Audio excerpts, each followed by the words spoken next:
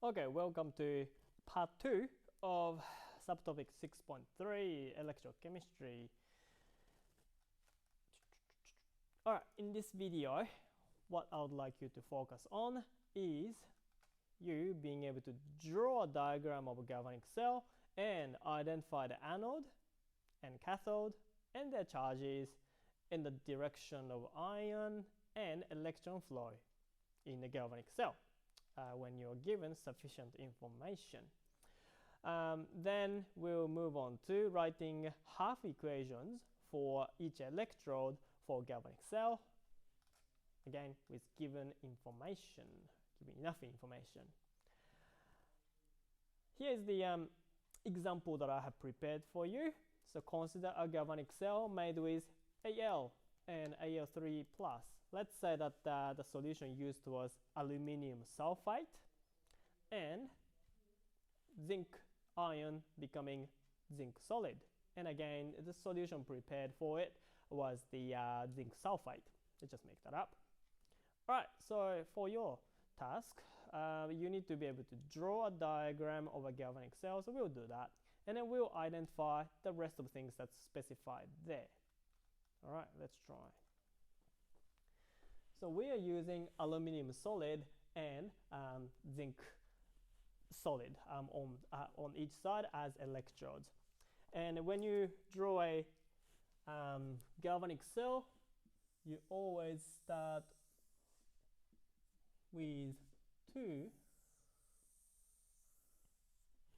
beakers. So there will be the container, and that's where you'll be placing electrodes into. So let's draw two electrodes. So one electrode there, and the other electrode on this side. And I'm just going to call this one as aluminium solid, and this one as zinc solid. Okay. They need to be connected, so let's connect it up. And in between connected wires, let's have a voltmeter to measure what voltage this galvanic cell can produce. So connecting wires and voltmeter in. Now this is not complete circuit unless you put something in between to connect two cells as well as electrolytes. So let's put salt bridge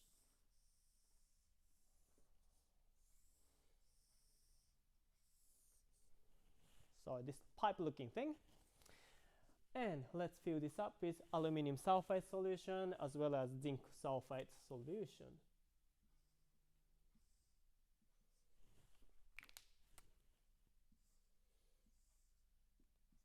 So metal strips and ends of the salt bridge is all dipped in, not the connecting wire, only the electrodes, please. Alright, so in these solutions, it contains zinc 2+, as well as I'll just use black for SO42- AQ. I also decided that I would have a L3+ AQ as well as SO42- AQ. So there are the ions present. You might not need to specify what they are, but I would like to keep specifying them. So let's do the same for the salt bridge. I would like to use K+ and NO3-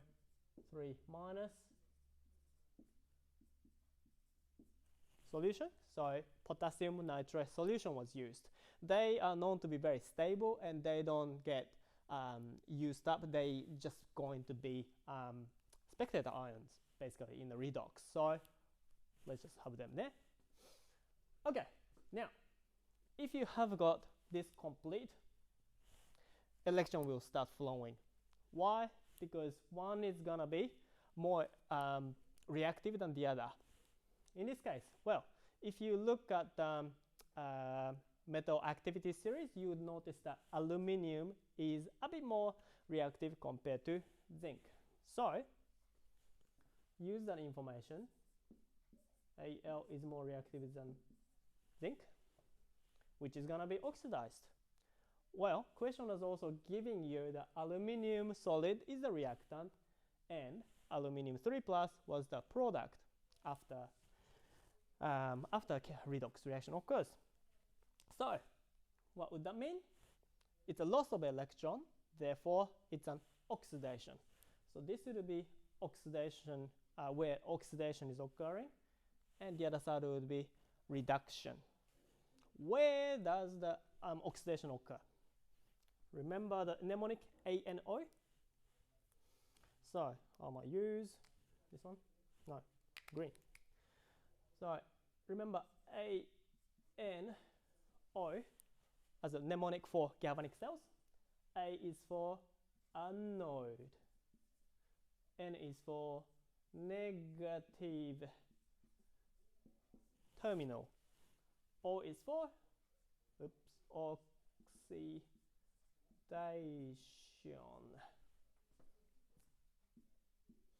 And if you could work that out for one side, then you can work out the other side, because it's going to be just an opposite. This is where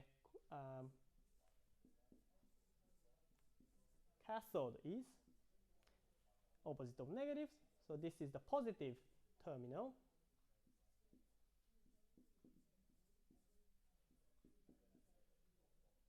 And this is where reduction is occurring. When electrons are released from aluminum, what's going to happen to this electrode? Well, electrode will start corroding to produce Al3+. And electrons that got released would travel up. I'll use red for that. That way, and it will go that way. So electrons will flow from left to right. So what's going to happen in terms of charge? Well, is all the negative stuff is going to this side, to more positive side. Anything that's positive, like zinc 2 plus here, would be attracted to this electrode, because that's where electrons are coming to. So zinc 2 plus cation will be attracted to cathode. On the other side, something like SO4 2 minus, that's negatively charged ion, anion is attracted to this anode.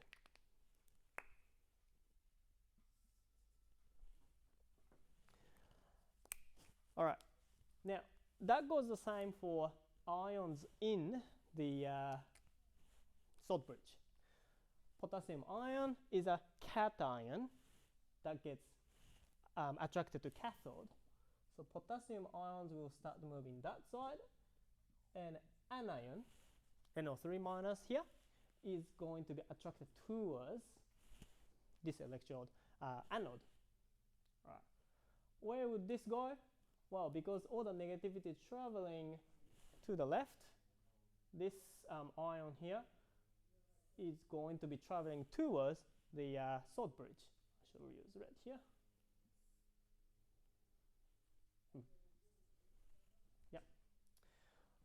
So those aluminum ions present there is also going to be traveling up, well, towards the salt bridge.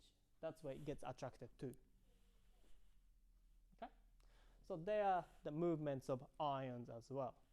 All right, one last thing was to write half equations and overall equation. All right, let's do anode. Al solid is becoming Al3 plus dissolved.